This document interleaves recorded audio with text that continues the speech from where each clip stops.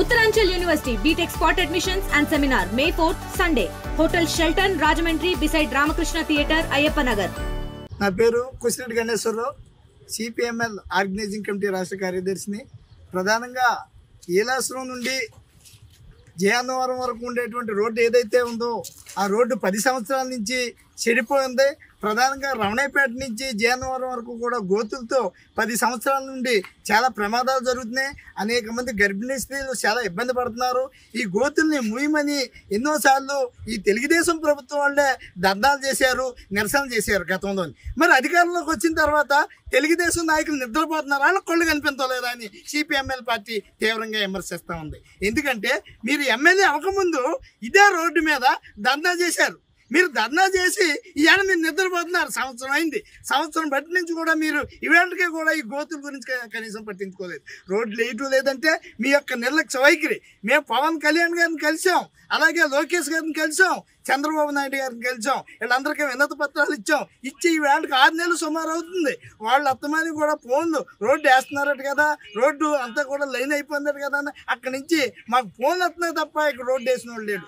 ఏంటి ఈ యొక్క సుధాకర్ ఇన్ఫో వాళ్ళు కాంటాక్ట్ తీసుకుని వాళ్ళు వదిలేసారా, వాళ్ళు ఏంటారా, లేకపోతే వేరే వాళ్ళు కాంటాక్ట్ ఇస్తున్నారా, అసలు ఈ రోడ్డు వేస్తారా వేయరా ఏంటి అని తెలుగుదేశం కూటమి ప్రభుత్వాన్ని మేము తీవ్రంగా విమర్శిస్తా ఉన్నాం. నుండి ఈ మన్యానికి వెళ్ళేటువంటి రోడ్డు ఏదైతే ఉందో ఈ చెడిపోయిన రోడ్డు గిరిజనులకు ప్రధానమైన రోడ్డు.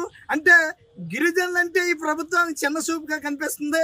పవన్ కళ్యాణ్ గారు అడవిలోకి వెళ్ళి రోడ్లు ఏం చేస్తున్నాయని చెప్తున్నారు. మరి ఈ రోడ్డును రావచ్చు కదా పవన్ కళ్యాణ్ గారు, ఒకసారి ఈ రోడ్డును దర్శిస్తే ఆయనకి ఈ యొక్క పరిస్థితులు తెలుస్తాయని మేము సిపిఎంఎల్ పార్టీ తరఫు నుంచి తెలియజేస్తా ఉన్నాం.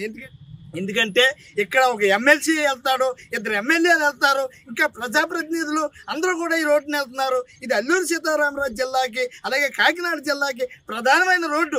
ఈ రోడ్డు ఏజెన్సీకి సింహద్వారం అయినటువంటి రోడ్డుని ఈ అధికారులు మరి ఎందుకు పాలకులు నిద్రపోతున్నారో మాకు అర్థం అవటం లేదు. అంటే ఈ అధికార పార్టీ నాయకులకి ఏమైనా ఫార్మాలిటీలు కుదరలేదా? ఈ రోడ్డు కాంట్రాక్ట్లో వేసే వాళ్ళకి వాళ్ళ హామీలు అందలేదా? అసలు ఎందుకు ఈ రోడ్డు పట్టించుకోవడం లేదని మేము సిపిఎంఎల్ పార్టీ తరఫున మేము తీవ్రంగా విమర్శిస్తా ఉన్నాం. ప్రధానంగా ఈ యొక్క రోడ్డు వేయకపోతే మేము మళ్ళా 1వ తారీఖుని వచ్చే నెల 1వ తారీఖుని మేము 2000 మందితో ఇక్కడ రోడ్డు కట్టంగా గోడ కట్టేసి ఓర్పు చేస్తామని మేము హెచ్చరిస్తున్నాం. ఎందుకంటే గతంలో గోడ కడతామని మేము హెచ్చరించి పాంప్లెంట్ చేసాం. తెలుగుదేశం నాయకులు కొంతమంది ఏం చేశారంటే రోడ్డు శాంక్షన్ అయిపోయింది వేసేస్తున్నారని తప్పుడుగా ప్రచారం చేసి మేము వేసే గోడ అడ్డుకట్టని ఆపేసి విరమించుకోమని చెప్తే మేము ఆగిపోయాం. అది తప్పుడు ప్రచారాలు చేసి గ్రాంట్ అయిపోయిందని నమ్మించారు. ఈ పాలు మట్టి మాత్రం గోడ ఆపడం జరగదు.